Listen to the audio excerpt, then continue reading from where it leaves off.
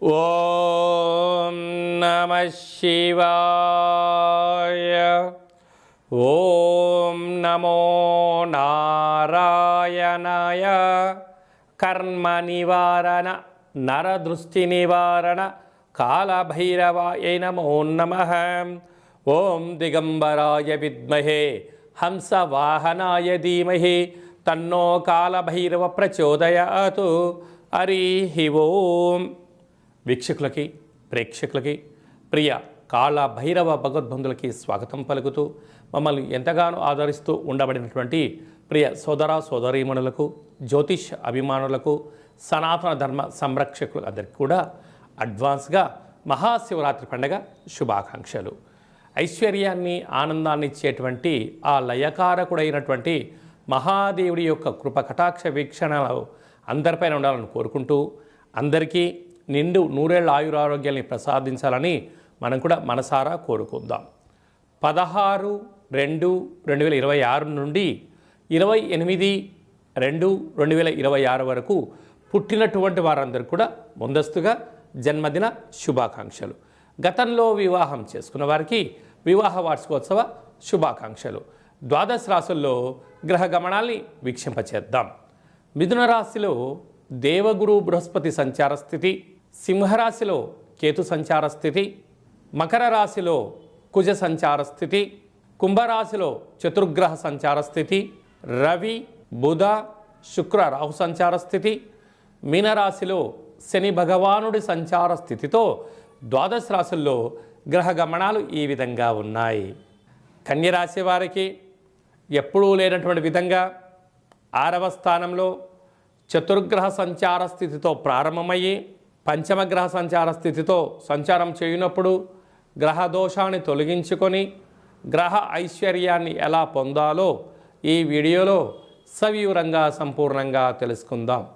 కన్యరాశిలో ఏ ఏ నక్షత్రాలు వస్తాయి అనగా ఉత్తరా నక్షత్రంలోని 2, 3, 4 పాదాలు, హస్తా నక్షత్రంలోని 4 పాదాలు, చిత్తా నక్షత్రంలోని 1, 2 పాదాలు కలిపితే కన్యరాశి. రాశాధిపతి బుధ భగవానుడు.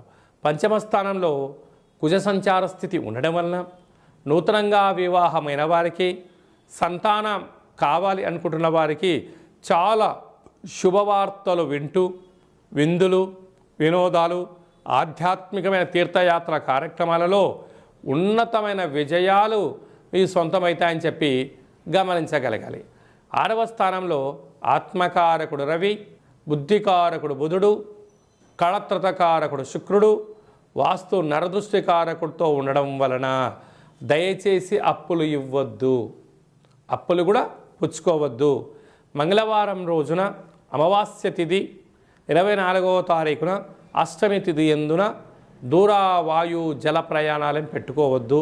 వీలైనంత వరకు మౌనం, ధ్యానం, ఏకాగ్రత, ఆసనం, పారాయణం చేయడం, లలిత సహస్రనామ పారాయణం కానీ విష్ణు సహస్రనామ పారాయణాన్ని వినడం, వెంకటేశ్వర స్వామి వారికి తులసిమాలను సమర్పించడం, కుక్కకు ఆహారాన్ని ఏర్పాటు చేయడం, కాకికి నీళ్లను కానీ గింజలను కానీ వేయడం వలన సకల దోషము తొలగి అనుకుంటున్న అన్ని పనులలో విజయం మీ సొంతమవుతుంది. సప్తమంలో శని సంచార స్థితి ఉండడం వలన ప్రేమికులు చాలా జాగ్రత్తగా ఉండాలి. నమ్మకమే జీవితంగా ఉండగలగాలి. నమ్మకం లేదు, ఎవరి జీవితం వారు పొందే మానవ ప్రయత్నం చేయండి. భార్యాభర్తల మధ్య అన్యోన్యత లోపించినప్పుడు ఆధ్యాత్మికంగా ఉండగలగాలి. వీలైతే తీర్థయాత్ర దర్శనము చేయడం వలన ఆధ్యాత్మికంగా ఉండేటువంటి అవకాశాలు చాలా అధికంగా ఉంటాయి. అదే కాకుండా రాజ్యస్థానంలో గురు సంచార స్థితి ఉండడం వలన ఉద్యోగము, స్థల మార్పు, ఉద్యోగ మార్పు, విదేశాలకు వెళ్ళాలి అనుకుంటున్న మీ కోరిక కూడా నెరవేరబోతుంది. వ్యయంలో కేతు సంచార స్థితి ఉండడం వలన ఉన్నంతలో మౌనము, జ్ఞానము, సత్ప్రవర్తన, ప్రతిదీ కూడా విషయ పరిజ్ఞానంతో మీరు ముందుకు వెళ్ళగలిగినట్లయితే రాజయోగం మీ సొంతం అవుతుందని చెప్పి గమనించాలి. ఇలాంటి కాల సమయంలో మంగళవారం పూట అష్టమి తిథి ఎందున కాళభైరవ కూష్మాండ దీపము మీకు అదృష్టాన్ని, ఆనందాన్ని కలిగిస్తుందని చెప్పి కూడా గమనించాలి.